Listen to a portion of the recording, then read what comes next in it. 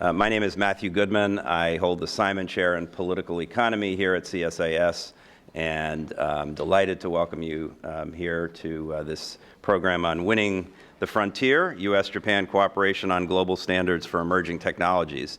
Also, greetings to our online audience. We have a number of people watching online, as always.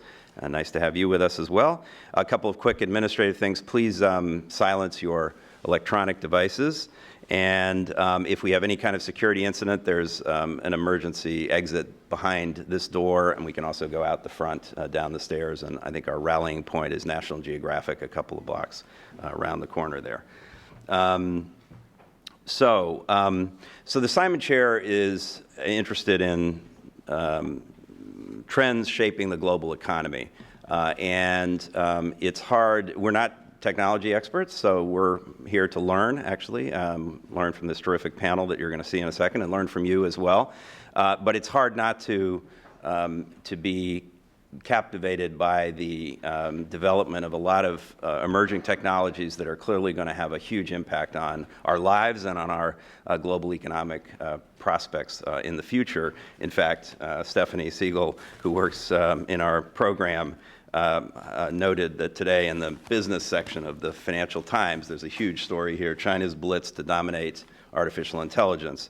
And so this is obviously a very topical issue, one that we're very interested in the Simon Chair. And I think the premise of this event is that the United States and Japan, as allies and partners and the first and third largest economies in the world, have been real leaders and champions of innovation and development of new technologies and the standards that surround those technologies or that frame the development of those technologies. And in fact, one more show and tell thing, the General Electric, GE, just issued I think it's a biannual survey called their Global Innovation Barometer for 2018, and they asked about 2,000 businessmen around the world about views on innovation, defined fairly broadly, or depending on the questioner or the answer of the person answering the question can interpret what innovation means. But one of the questions was, which is the country that you consider to be the leading innovation champion? And interestingly, they've done this over the last 5 years, and the United States is still the highest country as an innovation champion, but it's declining. Japan is the second highest, and it's rising as an innovation champion. 21% of respondents said Japan was the leading champion of innovation. So interesting that both of these countries, China, by the way, is also here, his third position and rising, of course, but still well below the United States and Japan. So this is obviously a fluid, evolving story, and we're very interested in the question of the standards setting internationally in the private sector and the public sector that will help shape the development of these technologies. We mentioned AI and 5G, but this is a broader look at this area of emerging technologies. So we're interested, if you're interested in other technologies, or our panel are, we'd definitely be interested in talking about those. We have really a star panel lineup here that I'm going to invite up to the stage in just 1 second. I'm just going to say one other thing, which is to thank the Embassy of Japan for their support for this program under a big program we have called Strategic Japan. So we're pleased that they are willing to support us in this and other endeavors here. So with that, I think we're going to remove the podium, and if the panelists could come up, and we're going to have a conversation up here. So please come on up, guys. And I think I've forgotten the order here, but I think Sam, she's going to tell us. Victoria's next to me. Okay.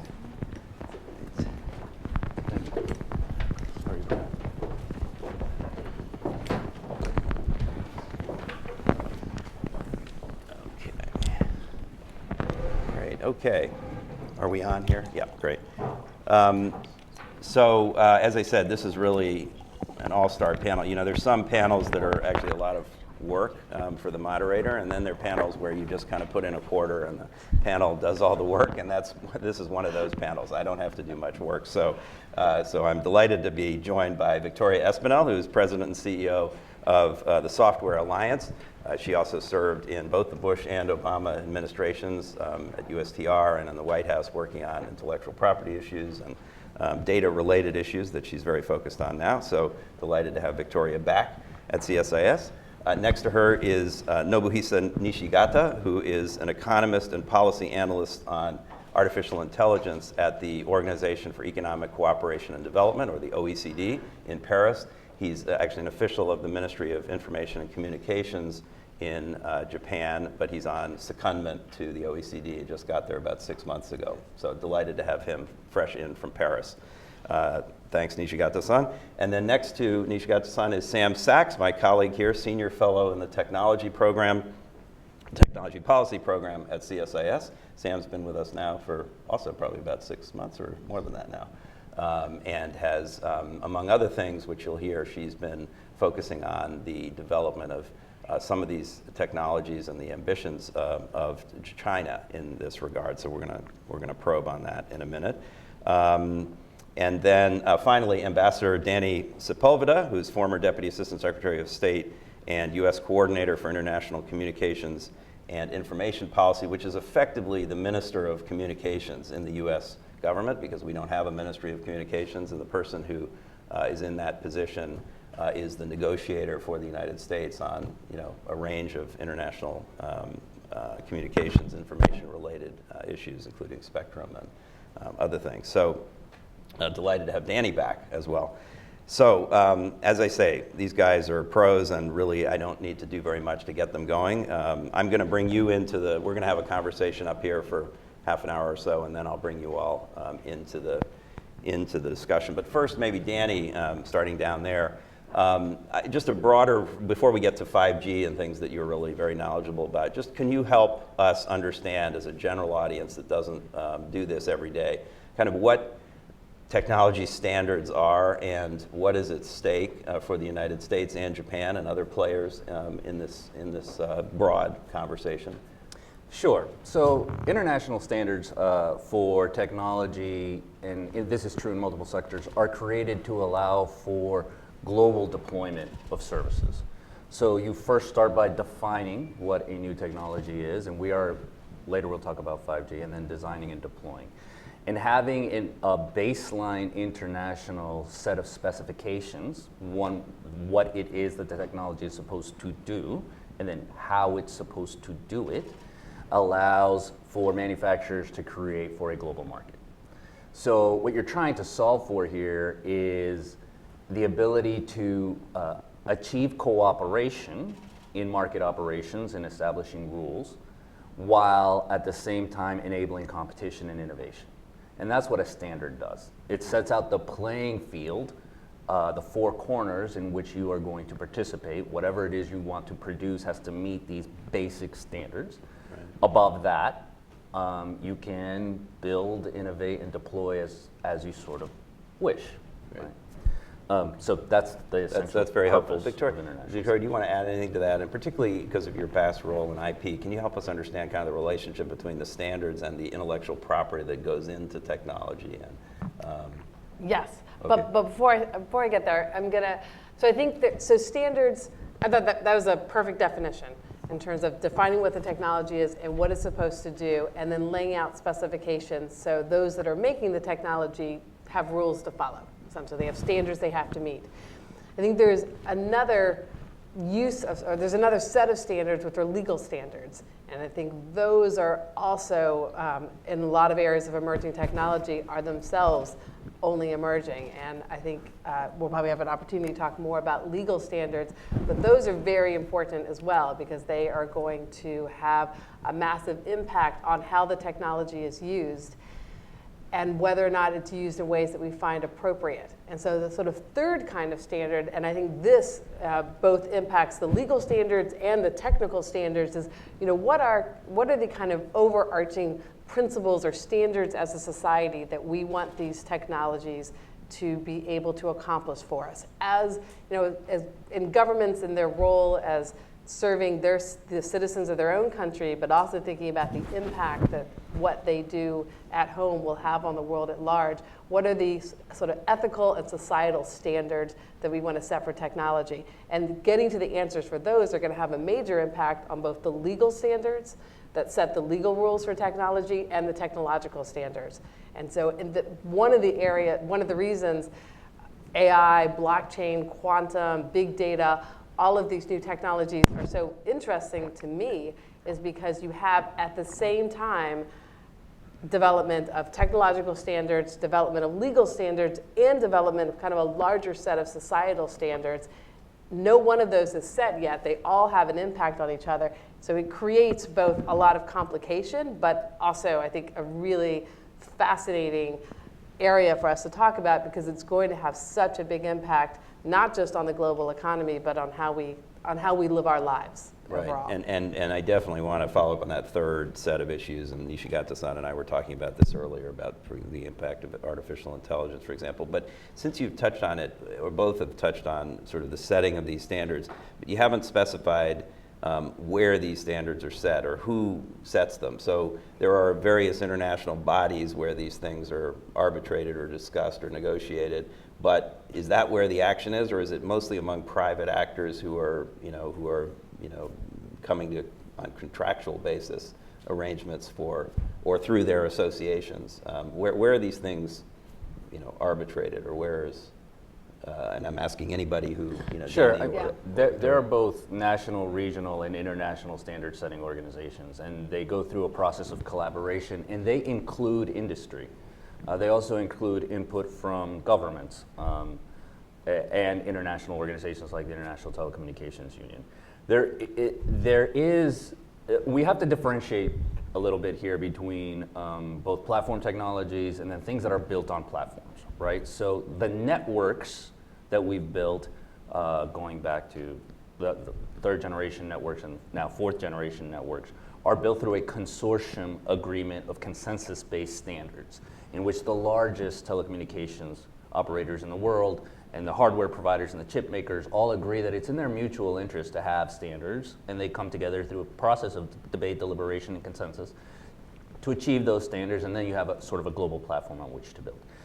So this next generation, I don't know if it's okay for me to start talking Sure. about 5G now, but this next generation is different fundamentally from 3G and 4G in the sense that, it's going to be dramatically better. The operating efficiencies that you're trying to reach in terms of speed and latency are dramatically better. And that will enable machine-to-machine communications, hopefully even broadband deployment to the home that is viably competitive with a fiber deployment to the home, and then a multitude of industrial applications.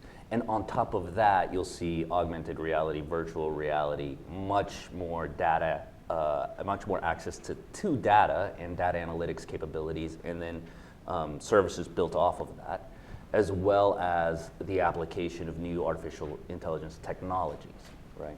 Okay, and there's a lot in there, and you've touched on AI and data, which I want to come back to. But first, Nishigata-san, on the general question of standards and what's at stake, can you give your own thoughts on that before we get specifically to artificial intelligence? Some the previous speakers introduced some the sort of the standards, like the technical standards or the legal standards, and maybe the societal standards. And for the AI, like the many people, or maybe the studies and academias and technologies and companies, and they're just competing the development of technology right now. But we don't see any the typical standard setting on the, like, for example, like one algorithm to discern the pictures of the, like, between dogs and cats. Like you can see that program in the Microsoft, but we don't have that kind of certified standards yet. But the technology just goes so fast.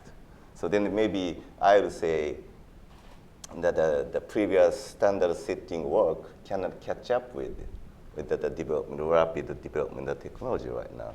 So like for some, let me introduce some example of the Japanese effort in we have some institute for the communication technology and measured in the automatic translation for a long time because Japanese has to face the language barriers when we go to the international fora. So in that sense, that they can say if I say in English, I'm very honored and glad to have this opportunity to join here to contribute to the further better relationship between US and Japan. Then in that machine, you can download that application from the internet or maybe smartphone, and for free actually. It's kind of the status is for the study use. So in that sense, you can use that machine. But still, it's kind of stage of that research and development stage. So then maybe that institution right now is working very hard to better accuracy, particularly maybe competing with Microsoft and Google, of course, and we have some contests actually. Then that institution and Google and Microsoft just had the competition each year. So, but so we can see the development of the technology, but we don't see the standards. Or maybe it's kind of maybe you mentioned in the technical standards, but we have some the differentiation between the de facto standards and the de jure standards point. Then for the 3G, 4G, 5G, we have some established mechanism to set up the standard with the global fora with the de jure way. But on the other hand, for the artificial intelligence, so maybe you mentioned some platform economics, just market goes fast, then it's going to be the standard. So maybe we have to discern within some complicated discussion.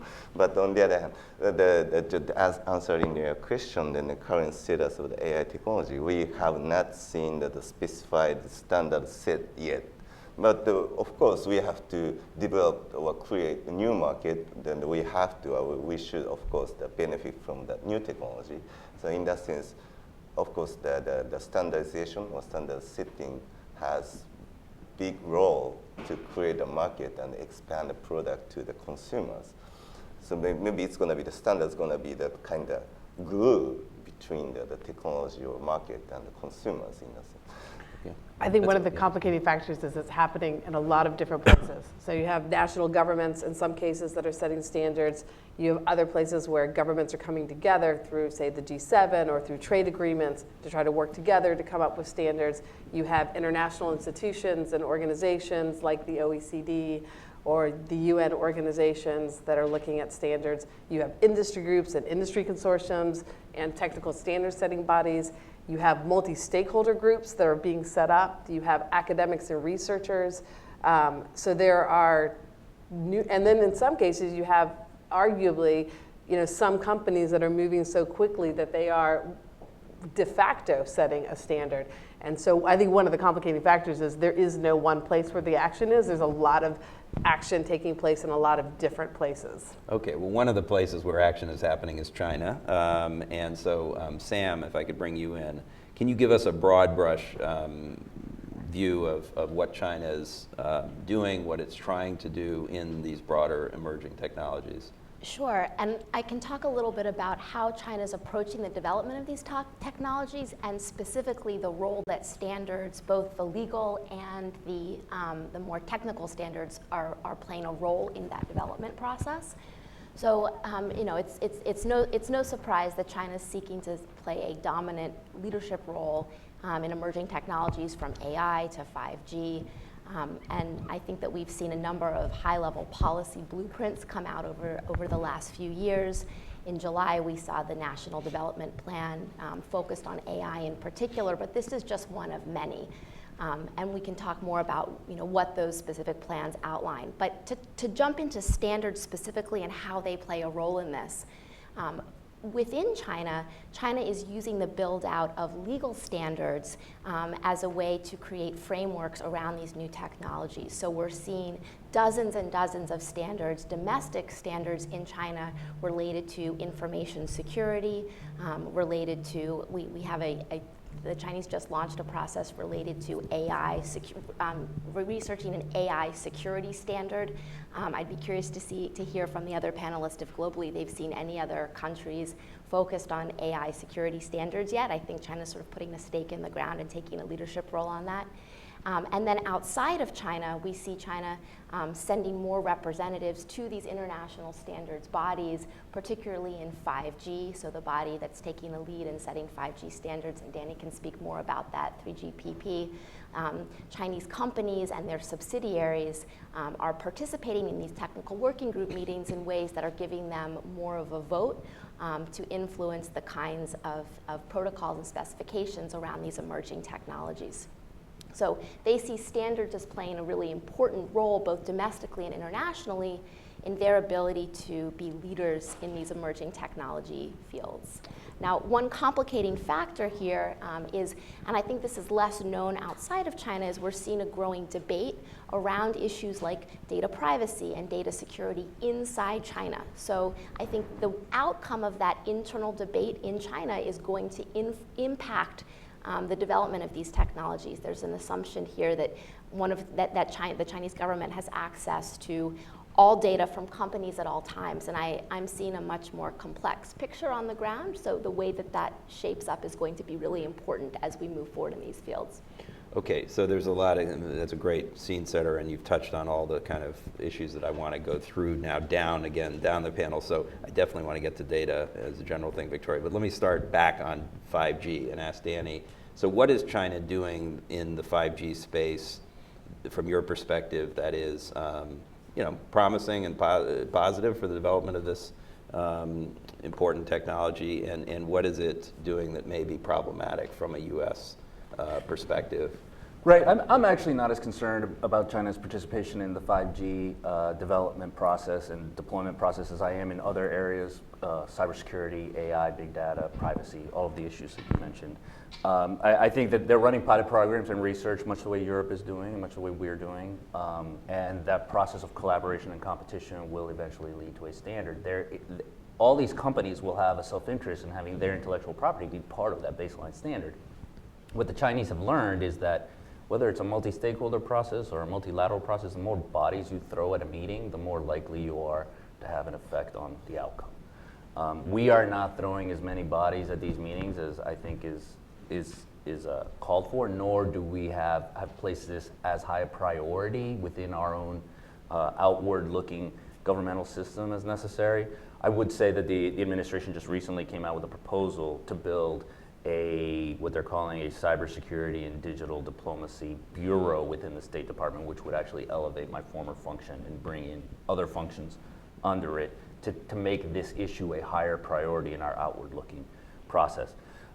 There are so many issues involved here, and I don't want to take too much time if this isn't the direction y'all want to go in, but my concern is the weaponization of standards, whether that be industrial, so China saying, all right, we're going to have our companies develop proprietary standards for AI or whatever, and then try to use international standard setting bodies to make that the global standard, right? I wouldn't advocate us doing that either. China does have an industrial policy. We do not have an industrial policy. We don't have a 5-year plan for AI. We don't have a 5-year plan for big data.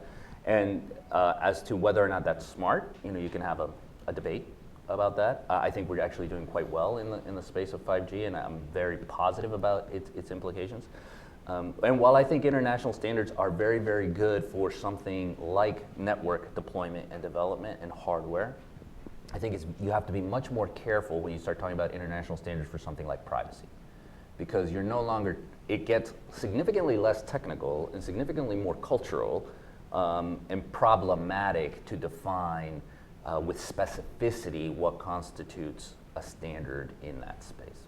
So with that, I'll leave it, but I have more to say. I want to just make a brief Yeah. comment, because I agree with Danny. I think that there has been a lot of discussion and concern about what are Chinese representatives doing on these international standards bodies, and there's no question that in terms of the process and the numbers, they're throwing a lot more resources and bodies to them to have an impact on the way that these standards shape out. But I think that there's still a discussion that needs to be had about the so what. What are the risks or not?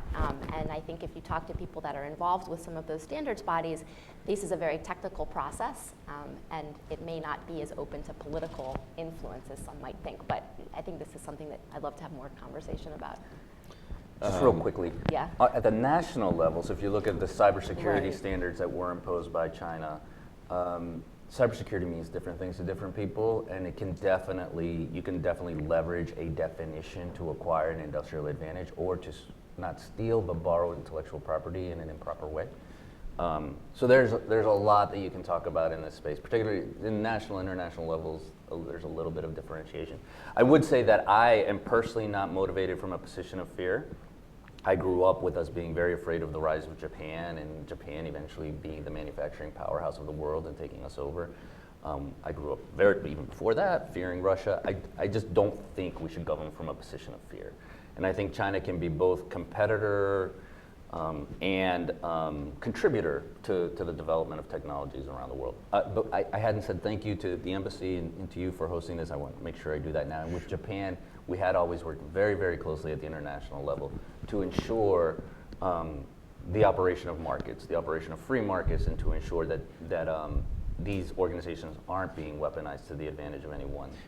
I do want to come back to U.S.-Japan cooperation. I'm going to ask you about that collaboration. But first, I mean, you said we shouldn't fear China, but you also said they're weaponizing, standards. That's sort of scary to me if they're doing that. So do others have views on, this balance of what China is doing that is problematic, that creates risks versus, just things that are part of their natural desire to, to be competitive and, it's a competition, it's a race, and we have to run harder to keep up, but we don't have to fear them taking over the world.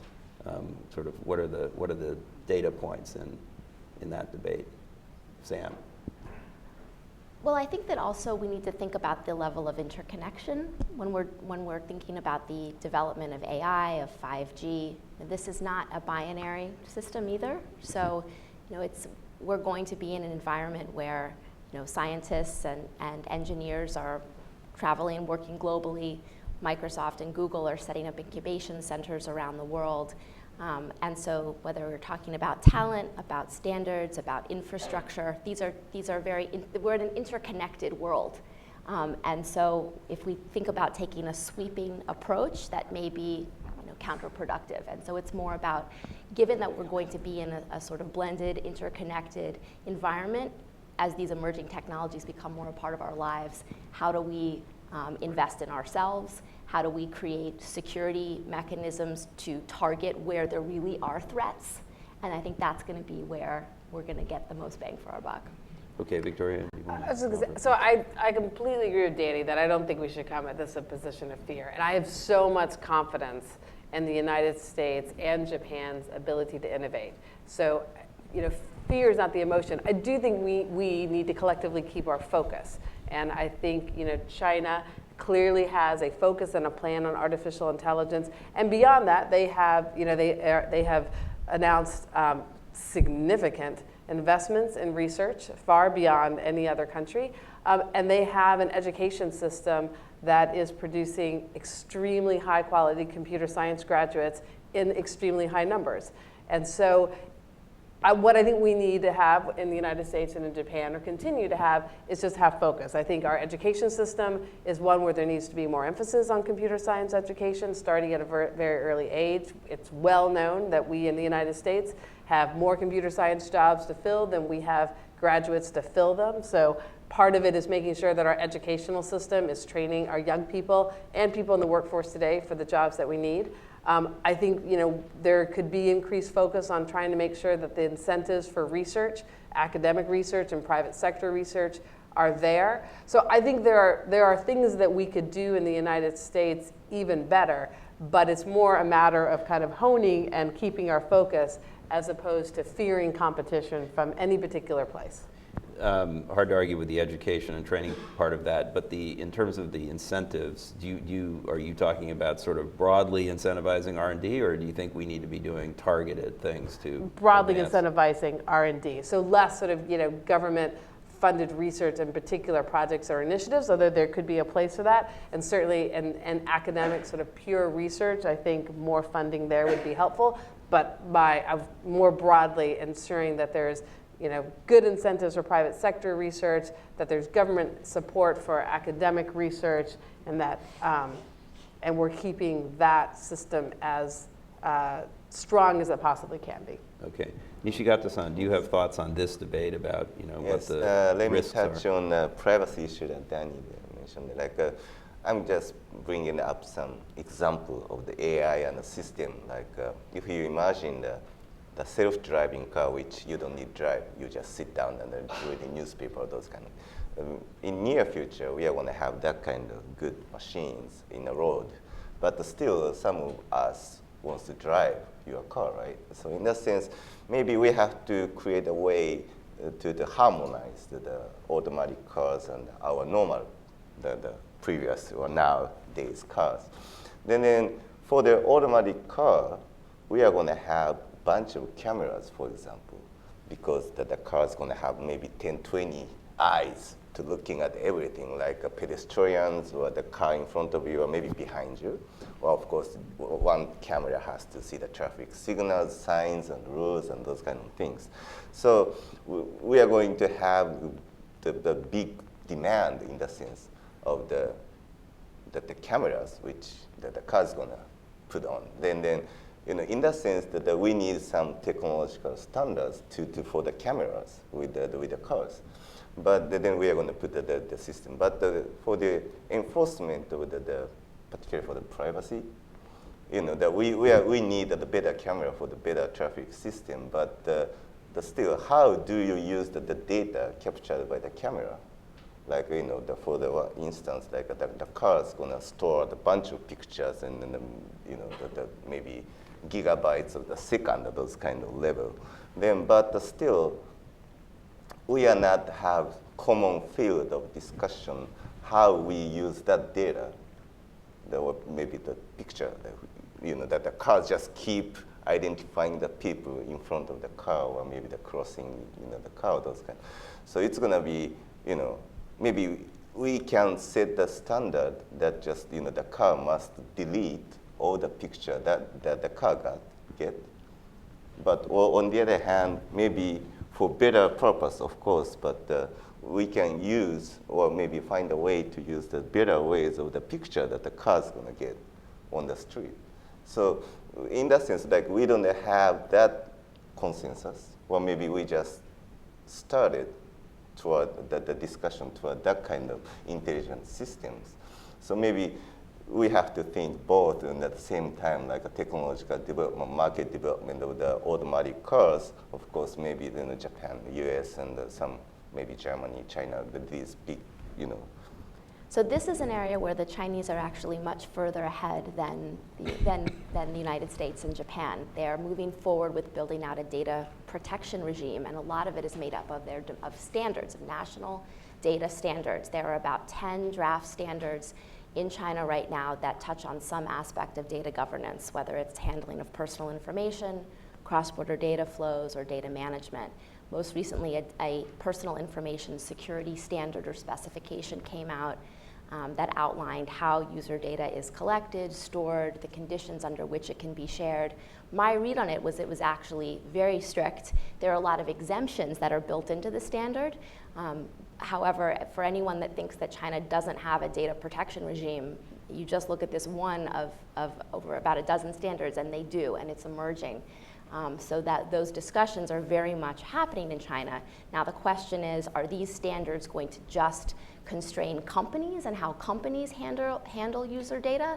Or will the government also be subject to these standards? There are a lot of open questions in terms of how it will be implemented. And will they only constrain activity in China, or are they going to set a global standard? I mean, it feels like in a globalized, digitized economy, it's what China does is actually going to shape the broader the hope market. Is, and the hope is that when I was in China in December and I had a conversation with one of the lead drafters of this body of standards, and he said, my hope is that this started out as a company-specific standard for data.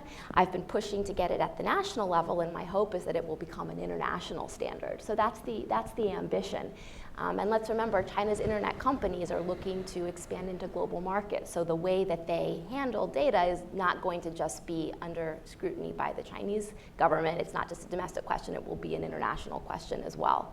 And if there's a view that they're not handling data properly, is that, what will that mean for Tencent and Alibaba as they open, data centers and cloud services in Europe, for example?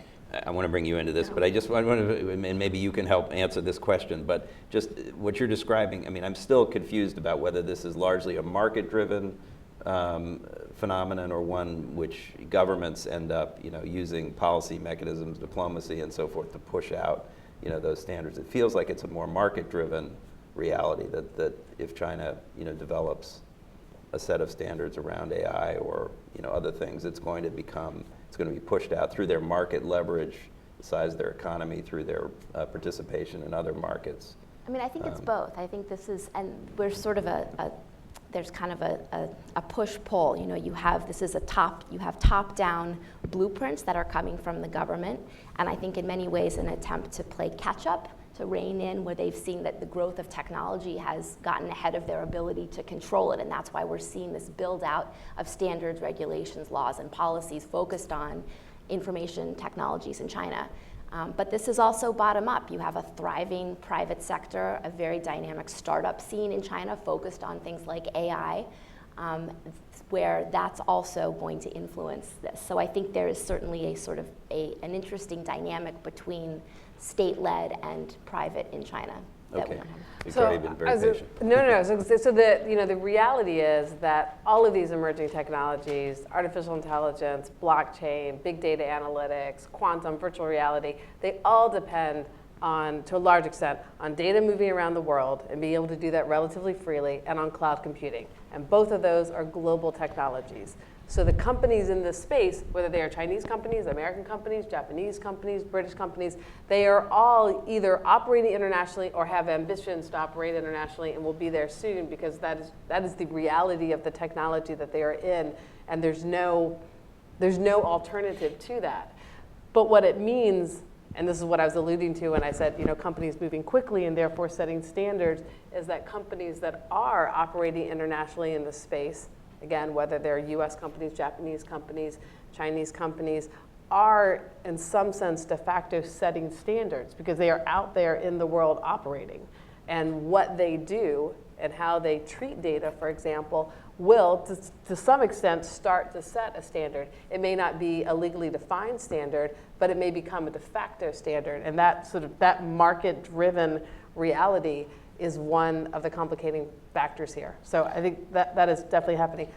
I'd like to, either now or later, come back to the point that you made about whether or not standards apply to governments. Yeah. Because government access to data is also an emerging issue. There is a lot of uncertainty around what the rules are in the United States, in Europe, in China, and that's a very serious issue. So the issues around how companies are using it are complicated and important, but the issues around what the rules are and what the appropriate parameters are for when governments can get access to that data is both unclear in every country in the world and of obvious importance to how we live our lives as citizens. And at the moment, most of those decisions haven't been resolved, but to the extent they are being resolved, they're being done at the national level by each country, or is there some, international?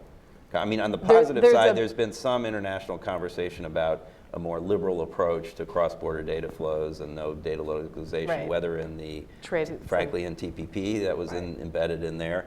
It's been in APEC and other forums. We've pushed out that more sort of open, liberal approach. But that isn't what everybody's doing, right? So I think on the data localization through TPP 11, where Japan has been a real leader, the U.S. conversations that are happening in NAFTA, there are some international conversations around cross-border data flows, and I'd be happy to elaborate on those and where they might go.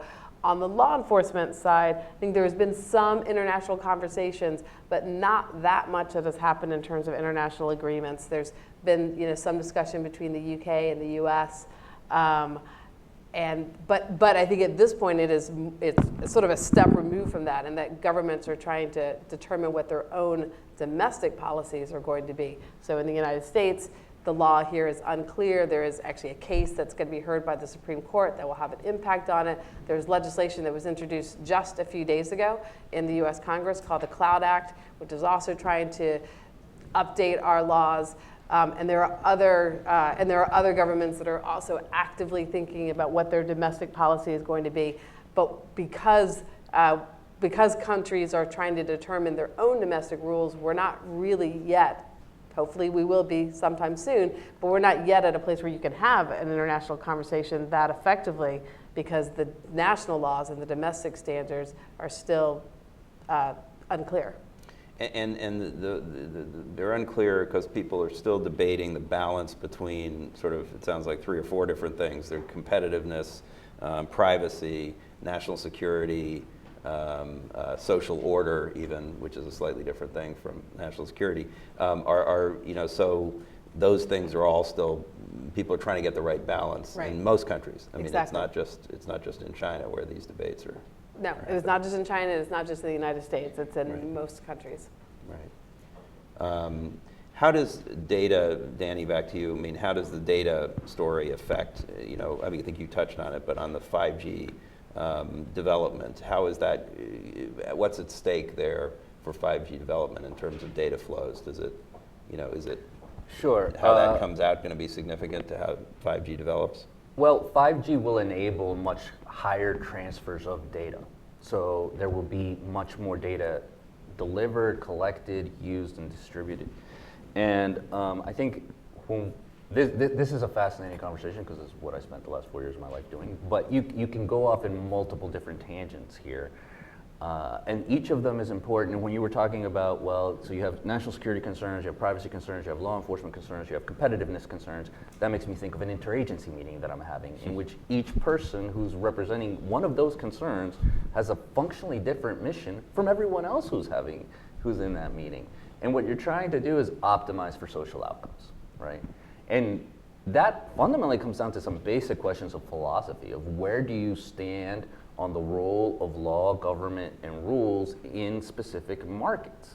And the example of China, we have now in Europe an example on privacy of what it means when a region that you can't not do business in decides to establish fixed rules of operation. The fact of the matter is everybody complies, right? So as Facebook, for example, is looking to be GDPR compliant, they aren't looking to be GDPR compliant just for Europeans. They're going to apply the changes that they make for Europeans to all 2 billion users in the world. That's very interesting, right? And as Europe and China and other jurisdictions move through law to set what the rules and obligations are going to be in the participation in the digital economy, we really aren't moving forward in that space in the United States. And while I think GDPR could have been better written, and I think that the rules of privacy, as prescriptive as they are in the GDPR and the European vision for how you determine whether or not you're treating someone's individual information with dignity and respect, could be done in much more market-friendly ways.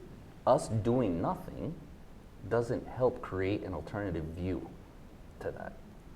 And we have to think about this very seriously as a country, and even from a Western or industrialized perspective about how do we want our non-technical values expressed in the digital age? What is a social contract for the digital age? How human dignity, human rights, freedom of expression, freedom of association, freedom from government intervention. All of these are critically important questions. And they're really, really hard. And we're only at the beginning.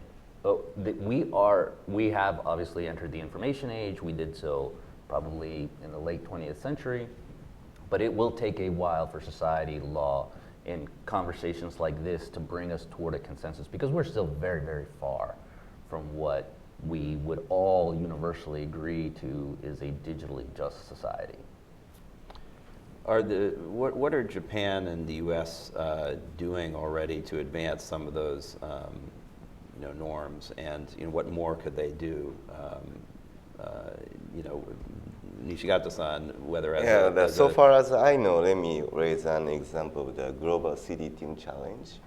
It's going to be originally, I think, initiated by the United States, and Japan has maybe brought some application or maybe the ideas on better application of that. Not only the AI, but for the ICT or intelligent technologies to better build up the city functions. Well, I would say municipal government functions, like using some sensors or some network technology to find out the traffic within the cities, or maybe some garbage collection or those kind of things. So maybe this is kind of more application side discussion, and not only the competitive market situation. It's more like a government or public sector initiatives. But in that sense, that kind of, I mean, not only the global city team challenge, of course, we saw many private sectors coordination or cooperation between US and Japan. So maybe we have to build up further the way of the collaboration to share toward the shared goal, like just making a better city environment or those kind of things. So I can see those kind of, we are maybe on the right track, I would say. Mm-hmm. Can I add Yeah, on to that? sure. I think there has been already, and is great potential for further cooperation between the United States and Japan on cross-border data rules. We have a very similar perspective on data should be able to move around the world as freely as appropriately possible, with as few restrictions as is appropriate. And Japan and the United States worked together really well in the original Trans-Pacific Partnership negotiations and the original TPP negotiations. Since then, Japan has been a real leader in the TPP 11, and the agreement that was recently concluded keeps that strong e-commerce chapter and those rules on cross-border data flows. The United States is in discussions with Canada and Mexico on updating NAFTA in a way that would also establish a strong standard for cross-border data flows. Can I just pause on that? Is that chapter, have you seen that? Is that a draft chapter? Is that, I've heard that that's good, and it's TPP plus even, potentially. Yes, I have seen it, and I will say that I think the U.S. negotiators have taken on board fully how important this issue is to the U.S. economy and to the global economy, and they're negotiating with two countries, Canada and Mexico, who also understand that. I mean, Canada and Mexico want to be leaders in innovation.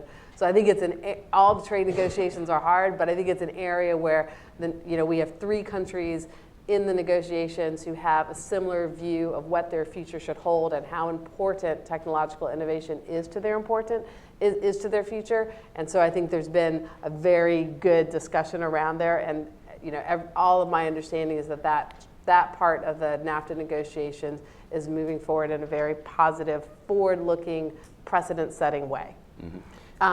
But just to go back to the U.S. and Japan, I think there are other things that U.S. and Japan could be doing together as well. So I think, the G7, I think there's a lot of potential to be working on data issues, cross-border data issues in the G7 collectively. In APEC, there's been a lot of good work done on setting kind of legal standards around this, where the U.S., Japan, can work together.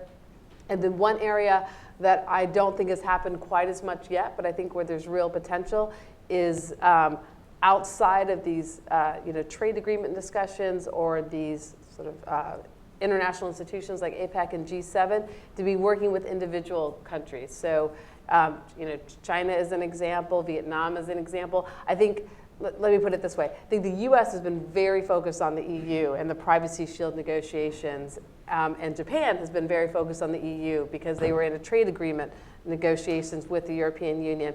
And the EU is an incredibly important trading partner and ally. But I think there's also a lot that could be done in Asia with the United States and Japan working together. So one of my hopes would be that, particularly now that the safe harbor, the Privacy Shield is in place, the Japan-EU trade agreement is done, that creates some bandwidth to be working together in Asia, whether it's on APEC or in other venues.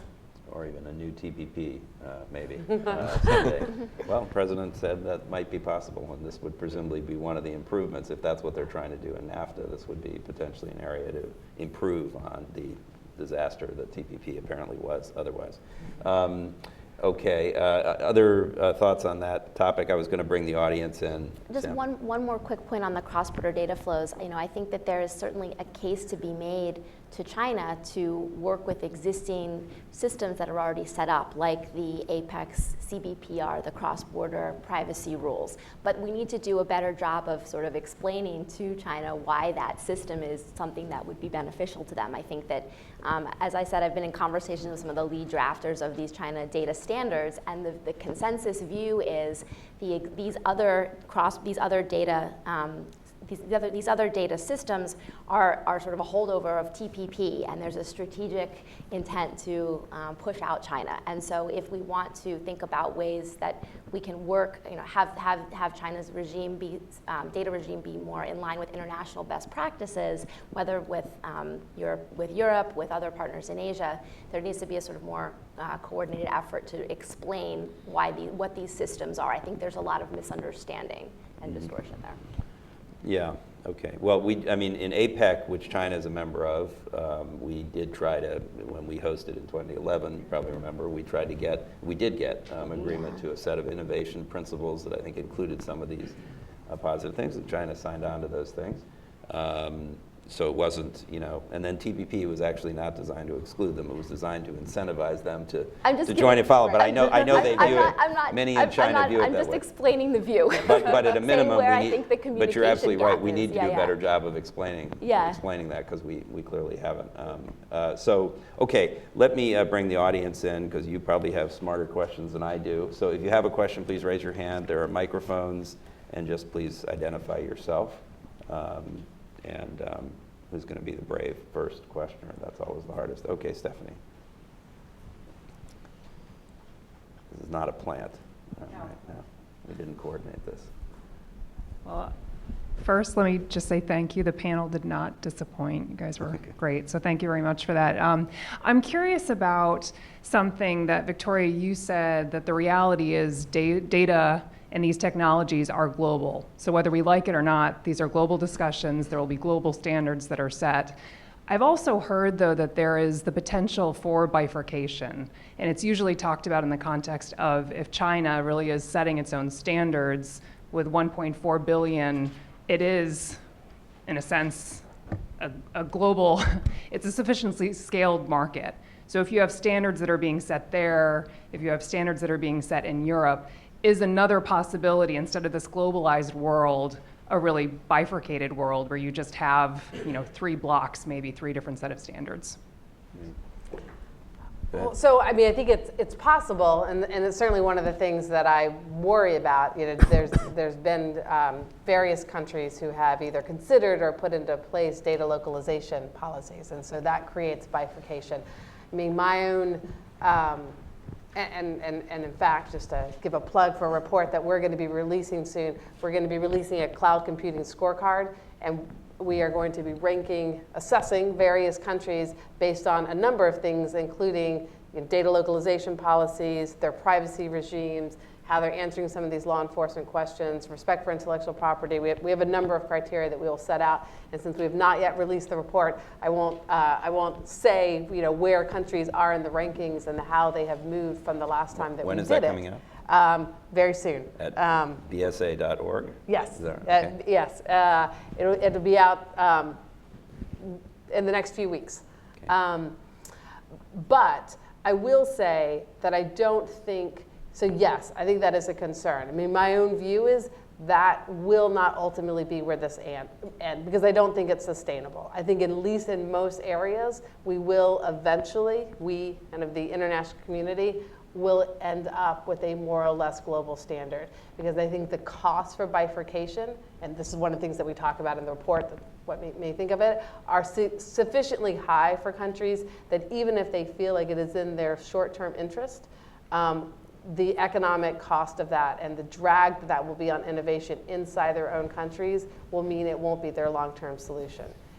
And we are seeing that in countries that have adopted these policies, that it is not a great long-term solution for them, that they're real cost. So yes, it's a concern, and yes, I think it's actually going to happen to some extent in some countries on some issues, but I don't think it's where we'll be 50 years from now. I don't think it's where the overall trajectory will be. I think in most areas we will end up with global standards, but the question is, whose global standards? Who set that standard, and what was the process for getting there? And is it a global standard that we are comfortable with? Anyone want to add anything? Otherwise, yeah, no. Yeah, I think there's a couple of things. One is you can get fragmentation of technology. So that is to say, you literally could not communicate with someone in Europe.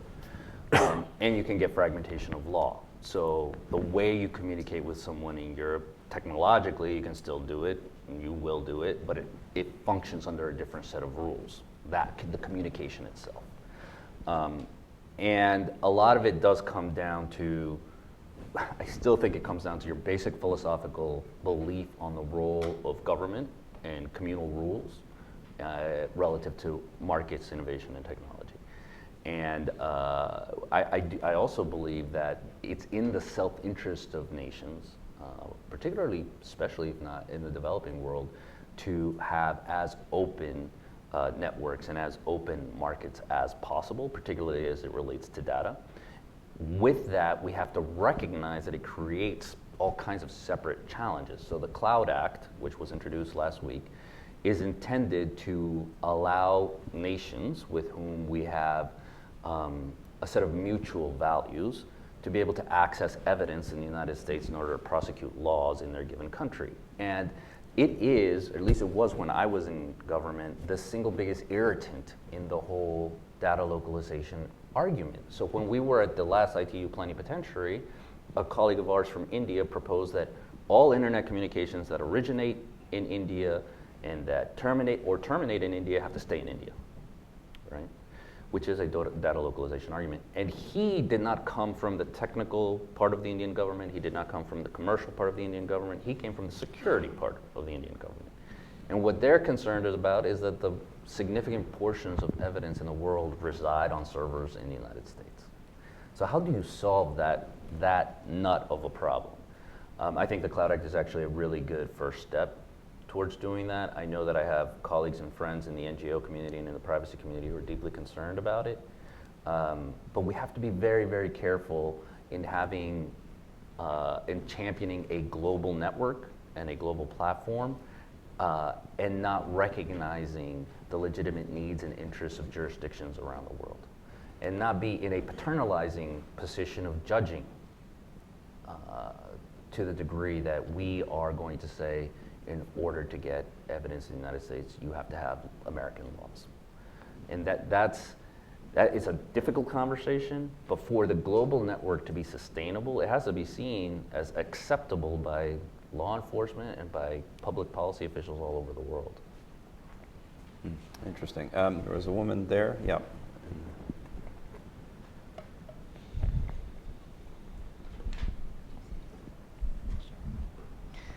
Hi, I'm Arbor Johnson. I work for Itochu, which is a Japan-based company, but we do work in China. We do work here. And my question is about how venture investment and work by startups in Silicon Valley intersects with the whole standards. I mean, my understanding is a lot of, and someone alluded to this, a lot of companies lead the standards. So you get some startup that comes up with something that nobody's thought of. There are no standards, and the standards process follows along. So what's the interplay there, and what if, there's discussion of what if Baidu or Tencent is a major investor in the next hot new AI company based in Silicon Valley. They're the majority investor. How do the standards follow? How does government involvement follow innovation? Anybody want to take that on? Let me say that particularly for the AI, it is not the industrial stage yet, I would say, but still, like you mentioned it, the venture capitals or startups, we are kind of looking for more innovation powered by AI in near future, not only the vehicles, or maybe the medical healthcare systems, or some equipment, and et cetera, whatever we have. You can raise a bunch of examples. So in that sense, like we need more the input from the new innovators, which is mainly the startups and those kind of guys. And we are very expecting that these people is going to change or maybe to propose a future better way of our lives. But on the other hand, like you mentioned it, even we saw some observation. The OECD has the big conference in the last October, and this is some observation from that conference, and some panelists or maybe the audience as well raised up some issue of the concentration of the capital, or maybe because of the scale of the investment or the market. So particularly it goes to the data issue too, but so maybe at least the current situation is not the decisive yet, but we have to keep going the discussion which kind of the world, or maybe which kind of the market, which kind of the society we would like to have. Particularly, we have to respect of course, our human rights, observation of the laws, and the democracy, or those kind. More like starting by sharing the higher principles. But we just touching on your dialogue that we have. Maybe it's time to think. Maybe reflect the past of the past digitalization of the society. Then maybe we have to start the discussion what kind of society we want to have by the new technology, particularly by the digital kind of things. So in that sense, like not only the startups issue, but just we have to just keep on going the discussion. And maybe we need some aspiration, not only just simply cultivating the possibility of the technology, but maybe we have to think of how we make the best use of the technology. And maybe the AI, broader sense, it's kind of maybe the point that the AI just wakened us to think of that kind of. Before the AI comes, maybe like a few years ago, just we just enjoy the SNS and the internet, or maybe the smartphone and cell phones. We just enjoy the technologies in our lives. So maybe of course as well in the industries too. But maybe just AI, put some issues on us, and maybe it's going to be the good timing for us to start the discussion what kind of society we would like to have on the democracy and the freedom and these that we are still having the cherished ideas we have here. So that's my Anybody point. else want to take on the venture aspect of this? No? Okay. Yes, ma'am.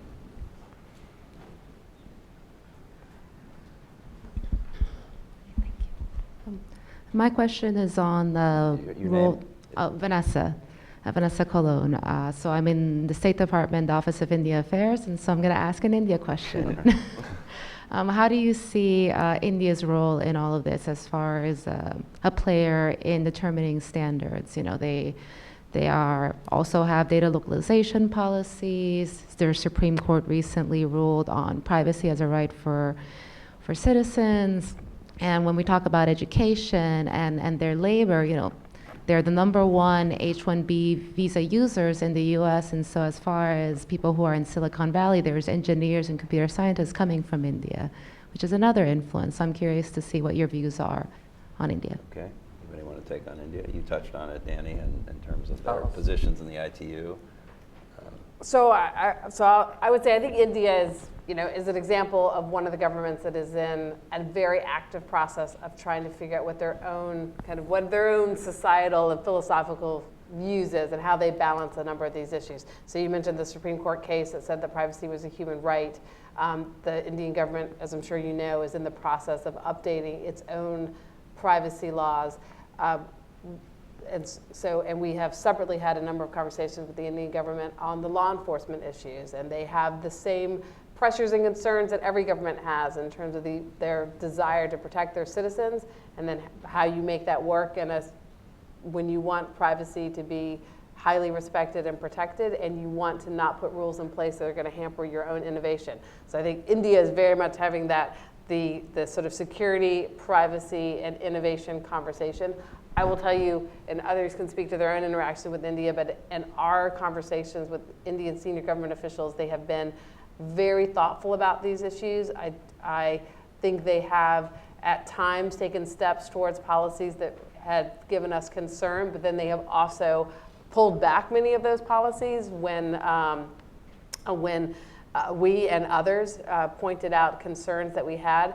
So I think they do not have, and nor would I think they would say, sort of a fully formed government policy on this. I think they are actively in the process of deliberating it. But we have found in that process there have been a lot of openness and willingness to have discussions and hear different points of view and take those into account. Okay, other questions? So I'm bullish on India as well, which is just a shorter version of Victoria's statement. They have actually gone through a transformation in their public policy from having been strong opponents of a sort of multi-stakeholder view of the governance of the internet to being supporters and participants, active participants in the multi-stakeholder view of internet governance. There are some real questions around law enforcement and some larger philosophical questions around ethics. But generally, they are strong actors, both as a function of industry and as a function of government in these larger global dialogues. And there's so much potential there. The plan with Digital India to connect all of India to the networks and also to provide each Indian with a digital ID has huge implications, both market and governing implications that could be very, very positive in their rollout. So. Getting to India just makes me think about sort of the broader South, as it were, because most of this conversation is premised on kind of U.S., Asia, China, Japan in particular, and Europe. But what about the rest of the world in the sense of are they kind of market or price takers in all of this discussion, and they basically following behind what the big players do, or do they have a voice? Are they organized in any way to sort of push out standards? Are there any particularly strong players, whether in Latin America or Africa or other parts of Asia? Well, in technical standards, they're not particularly strong players. But on the larger governing questions, they are very strong players. So Brazil, in particular, plays a very strong role in these international discussions on. And they sometimes align themselves with China, and sometimes they align themselves with us. We've tried to, during the last 4 years that I was there, we tried to move them closer to an American perspective on these issues. And I would say Brazil in Latin America is the strongest player that we haven't mentioned here so far today. Mm-hmm. And then I would also say, I think, there has been so much innovation, and Danny can obviously speak to this, especially over mobile platforms in Africa. I think so much has been happening in Nigeria, among other countries, but I would also highlight Rwanda. Rwanda has a huge initiative and has for several years inside the government to be a leader in terms of digitizing their government and having a real digital economy for Rwanda. So they have made themselves a player in thinking about how you digitize your economy and how you digitize your government because of the focus that they've had on it. Interesting. And it's critically important that we do use ICT for development and that the developing world views themselves as participants in a market rather than simply consumers of services in the digital market, because otherwise you get these tensions of who's really reaping the benefits of everything that we're agreeing to in the global structure. Interesting. Okay, other questions? Yes, sir. Here. Front row. Yeah, she's coming.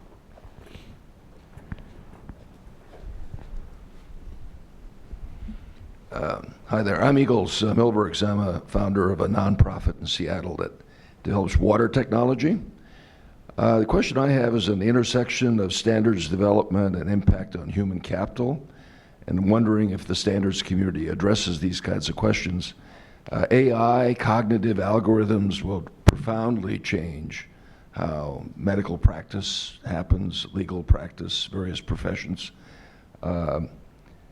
Connected autonomous vehicle standards will profoundly affect product liability, all kinds of things when it comes to law enforcement, how we move around, et cetera.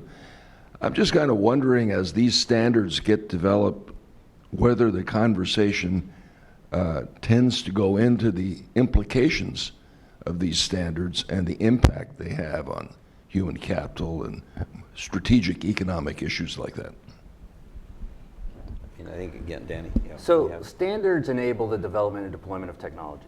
then it is up to societies to respond to the effects that those technologies have either on workers or governing. The particular issue that you raise around work is one of strong interest to me. The McKinsey Global Institute has a Future of Work podcast that analyzes these issues on a regular basis.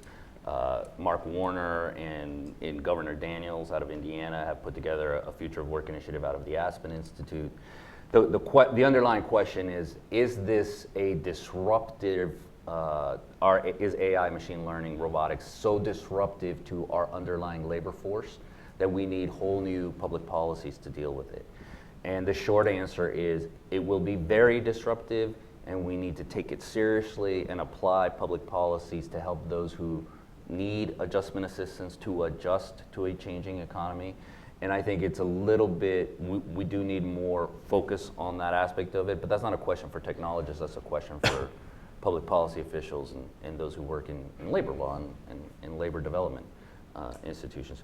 Although I would say that the beneficiaries of changes in technologies have a disproportionate responsibility to be participants in the solutions to societal problems that are created. And with that, the only model I know of is the Trade Adjustment Assistance Program. That the idea that we've tried to help people adjust to globalization, and you've seen that where we haven't done as good a job as we should have, it's led to a public pushback to globalization and trade. And I would hate to see that happen in technology. So I think we all have a mutual interest in making those adjustments possible for people. There's some big questions there. Yeah, I would just say for the companies that I work with, the software companies, I think they're very focused on kind of what the larger social and economic impacts of the technology that they are developing and creating will be. So you raised future of work. That is something that many of the companies are very actively engaged in. But you alluded to a few other issues as well, changes in the legal system, changes in product liability, thinking about how you make decisions. There's a lot of really interesting work that I care deeply about related to bias in AI and how to eliminate it, and how I actually think there's tremendous potential to use artificial intelligence, not just to build the AI in a way that eliminates the bias, but then to actually use the AI in a way to eliminate bias in other decision making. But the short answer to your question is yes. I think is it every employee at every single company? Probably not, because that's not their job. But the companies that we represent are very focused on that. And we at BSA, the organization, set up a foundation that is now 9 months old called software.org. And its mission is to both think about and educate on what the larger economic and social impacts of emerging technology will be. And this is why I think it's very interesting that China, in many ways, is moving forward faster on developing AI standards. So we need to watch this. We don't know yet what the content of that AI security standard looks like, but they've initiated the process in a number of other areas of AI. So we need to just watch how are they. I think they want to become a global leader, not just in the technology, but in the policies around AI. And we need to see what is the direction that they want to take that. Okay, great. Maybe just one or two more, if we have any. Yes, ma'am. There's a woman right here, Liza.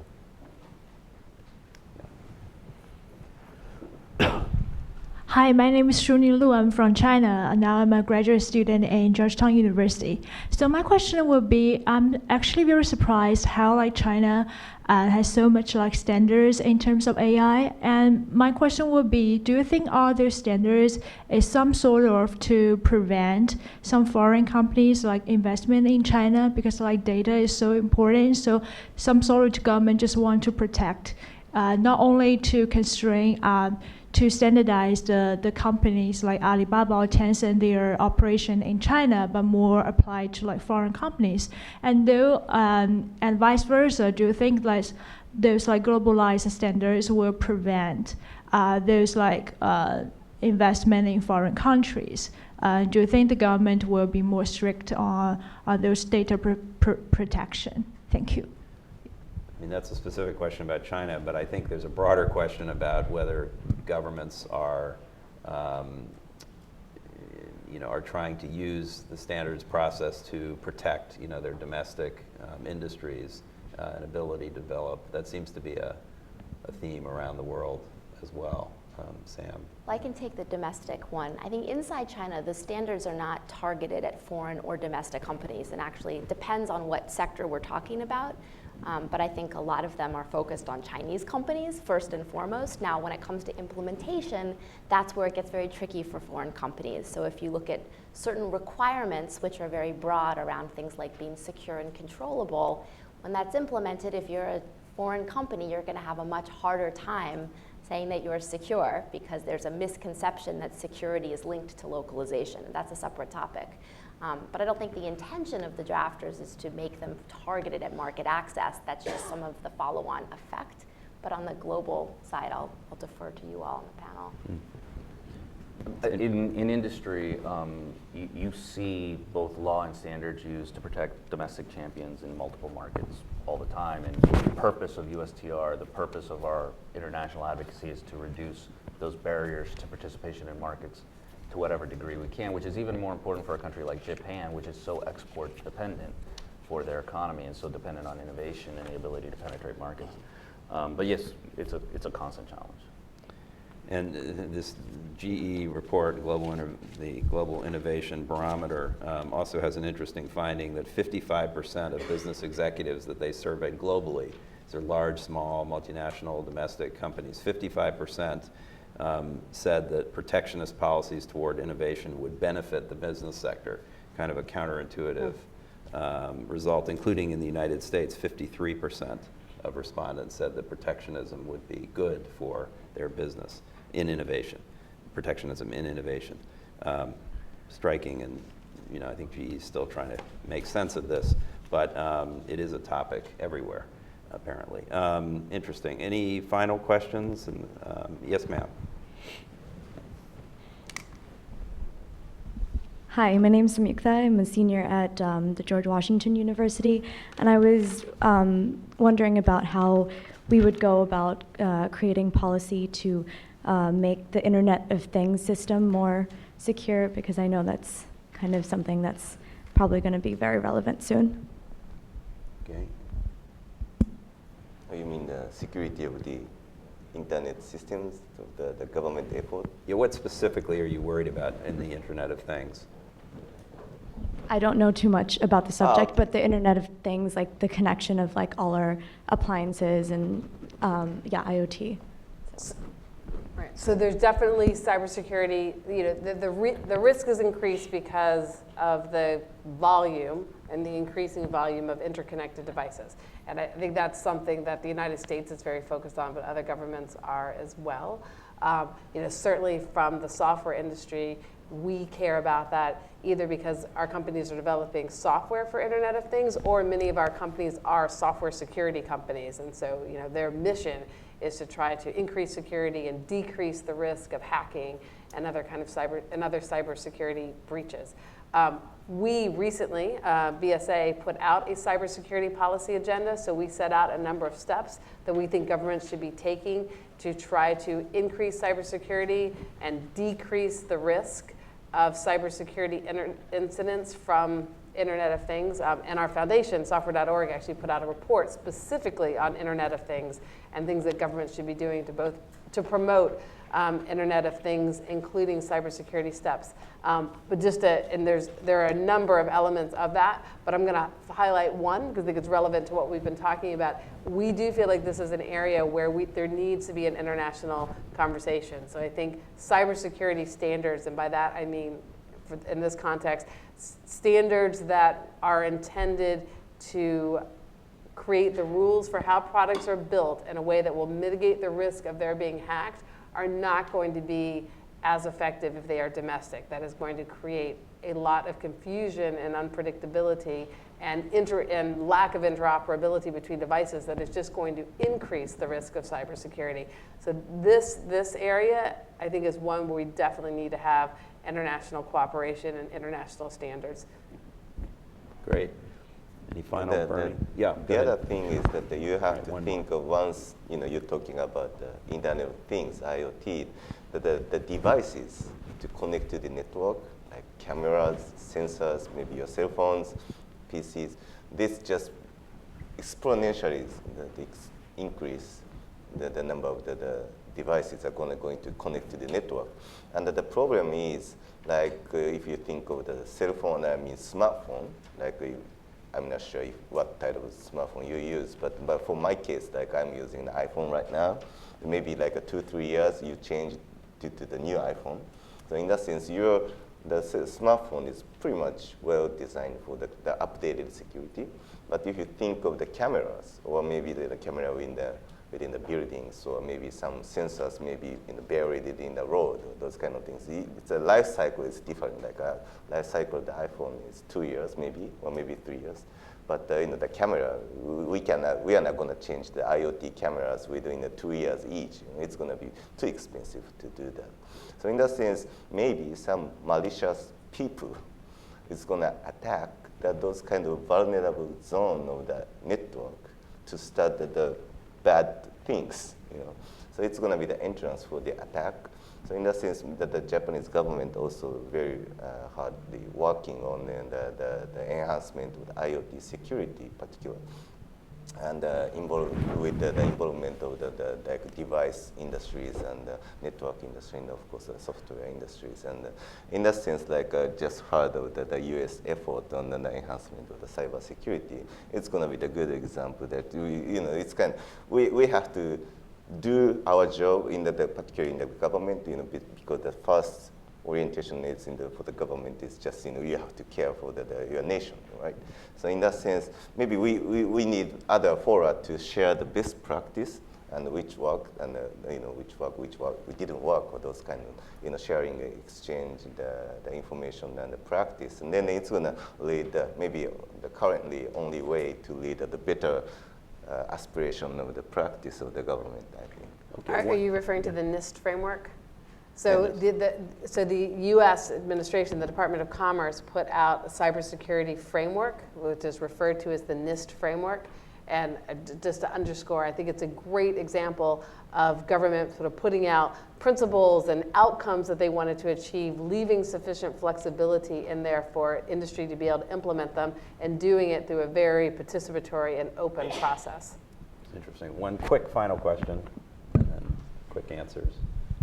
Hi, my name is Wei Wei. I'm currently intern for State Department CIP. So I just wondering, with like the emerging technology, we talk about U.S. and Japan and the innovation cooperation. How do we address like the digital gap with like emerging technologies? Digital with, gap. like U.S. and Japan cooperation, obviously. The digital gap, you mean in? You mean the kind of divide between the? How can U.S. and Japan cooperate to address like the digital gap? So I think that this is a question of surrounding how we as industrialized countries that are benefiting greatly from the digital revolution can help spread those benefits to the rest of the world. And the U.S. and Japan has made an effort, at least at the ITU and I think in other fora as well, to focus on ICT for development issues. And it is truly a critical responsibility to ensure that, right now half the world is connected to the internet, means half the world is not. And that's not okay. We need to bring everybody into the information age and make sure that everyone has access to these opportunities. And that's easier said than done, but there's real commitment, I think, from both Japan and the United States to do that.